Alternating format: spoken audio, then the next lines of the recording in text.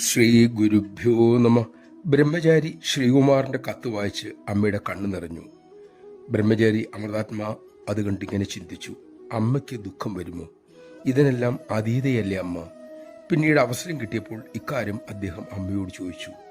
അന്ന് അമ്മ അരുളി, മോനെ, ശ്രീമോൻ എഴുതിയ ഒരു പാട്ടാണത്. ആ മോൻ്റെ നിഷ്കളങ്കമായ തീവ്രമായ വിരഹം ആ വരികളിൽ നിറഞ്ഞിരിക്കുന്നു. അത് അമ്മയെ സ്പർശിച്ചു. അമ്മ ഒരു കണ്ണാടി പോലെയാണ് മോനെ. നിങ്ങളിലുള്ളത് അമ്മയിൽ പ്രതിഫലിക്കുന്നു. നിങ്ങളുടെ കരച്ചിലും സന്തോഷവും കണ്ണാടിയെ ബാധിക്കുന്നില്ല. കണ്ണാടി അത് പ്രതിഫലിപ്പിക്കുന്നതേയുള്ളൂ. അമ്മയുടെ കണ്ണീർ ദുഃഖത്തിൻ്റെതല്ല, നിഷ്കളങ്കമായ ആ പ്രാർത്ഥനയോടുള്ള പ്രതികരണമാണ്. യഥാർത്ഥ സദ്ഗുരു ഭക്തന്റെ ശിഷ്യന്റെ പ്രാർത്ഥനയോട് പ്രതികരിക്കുന്നു. മക്കളെ, രാമചരിതത്തിലും കൃഷ്ണചരിതത്തിലും ഇതിനുള്ള ഉദാഹരണങ്ങൾ എത്രയോ ഉണ്ട്. അമ്മ തുടർന്നു, കാമുകന്റെ വിളിയോട് കാമുകി പ്രതികരിക്കും, ശിഷ്യന്റെ വിളിക്ക് ഗുരു പ്രതികരിക്കും, ഭക്തന്റെ വിളിക്ക് ഈശ്വരൻ പ്രതികരിക്കും. പക്ഷെ പ്രതികരണത്തിന്റെ പ്രകൃതം വിളിയെ ആശ്രയിച്ചിരിക്കുന്നു എന്ന് മാത്രം.